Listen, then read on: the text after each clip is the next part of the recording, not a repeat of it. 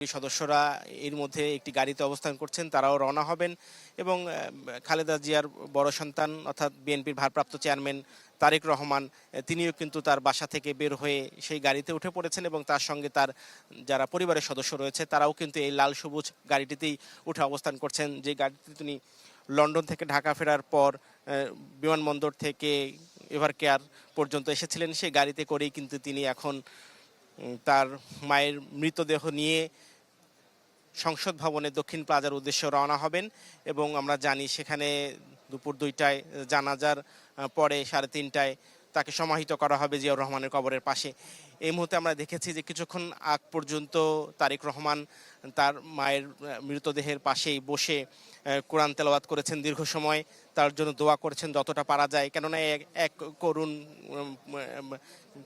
পরিস্থিতি অর্থাৎ এক আবেগঘন হৃদয় বিদারক ঘটনার মধ্য দিয়ে আমরা দেখেছি যে তিনি দেশে এসেছিলেন এবং দীর্ঘ 17 বছর পর তিনি এসেছেন এবং দীর্ঘ সময় তিনি মাকে ছাড়া ছিলেন, পরিবার ছাড়া ছিলেন এবং সেই পরিস্থিতিতে তিনি মায়ের সান্নিধ্য পাননি জীবনের দীর্ঘ সময়। সে কারণেই তার আবেগ, তার ভালোবাসা, মায়ের প্রতি শ্রদ্ধা এবং তার মতো পরিস্থিতি কিন্তু বাংলাদেশের ইতিহাসে খুব কম সংখ্যক মানুষেরই হয়েছে। এই কারণেই মায়ের বিদায়ের শেষ মুহূর্তটি তিনি যতটা পারা যায় তার পাশে থেকেছেন এবং কোরআন তেলাওয়াত করেছেন, তার জন্য দোয়া করেছেন দীর্ঘ সময়, আমরা সেটিও দেখেছি এবং মার জন্য তিনি মহান সৃষ্টিকর্তার কাছে দোয়া করেছেন। কেননা শহীদ প্রেসিডেন্ট জিয়াউর রহমানের পরিবারের সদস্য বলতে আমরা আরাফাত রহমান কোকো এবং তারেক রহমান এবং বেগম খালেদা জিয়া এবং প্রেসিডেন্ট জিয়াউর রহমানকেই বুঝি এবং সেই হিসাবে তার পরিবারের একমাত্র সন্তান এখন বিএনপির ভারপ্রাপ্ত চেয়ারম্যান তারেক রহমান রয়েছেন এবং তারেক রহমানের পরিবারের সদস্যরা তো রয়েছেনই।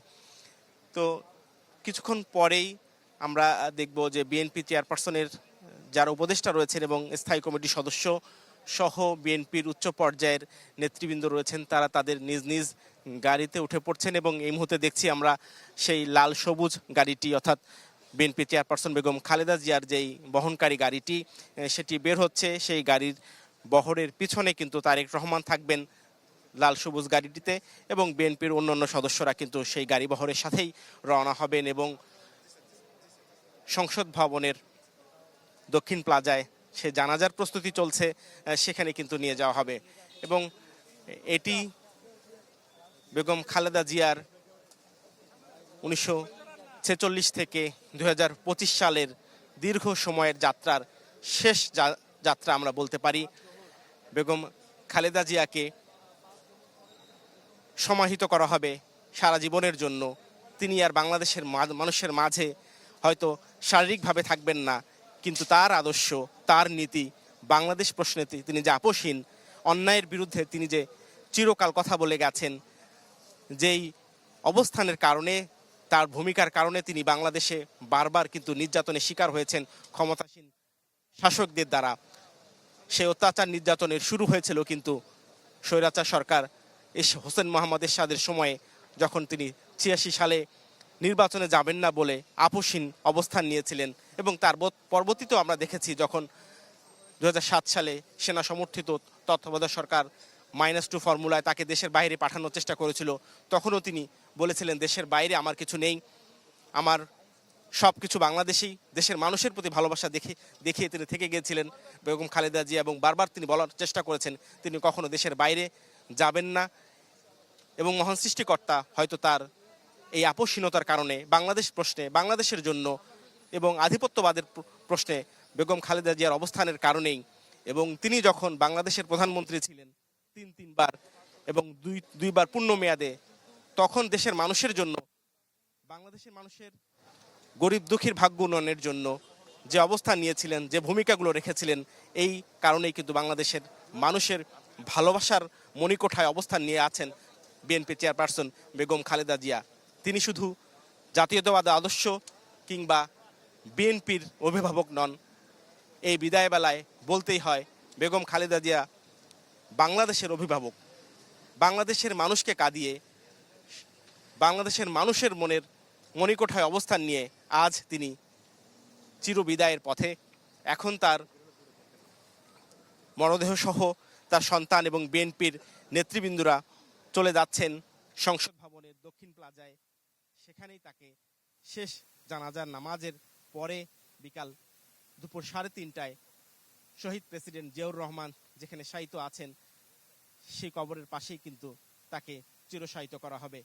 বাংলাদেশের দীর্ঘ 4 দশকের রাজনৈতিক জীবনে বেগম খালেদা জিয়ার যে অবস্থান, দেশের জন্য, দেশের মানুষের জন্য ভালোবাসার যে নজির তিনি স্থাপন করে আজ চিরসম্মানে, চিরশ্রদ্ধায়, অনন্য উচ্চতায় অবস্থান করছেন, এটি নিঃসন্দেহে বলার বাহুল্য যে বাংলাদেশের মানুষের কাছে তিনি চিরস্মরণীয় হয়ে থাকবেন।